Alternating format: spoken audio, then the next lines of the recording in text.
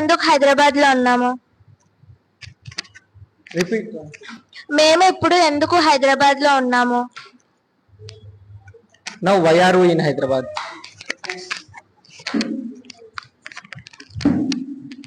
రేపు నేను చాలా సంతోషంగా ఉంటాను. Tomorrow I will be so happy.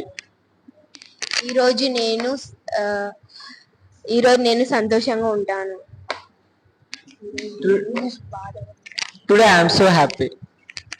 నిన్న మేము సంతోషంగా ఉంటాము. Yesterday I was so happy. Yesterday we were so happy.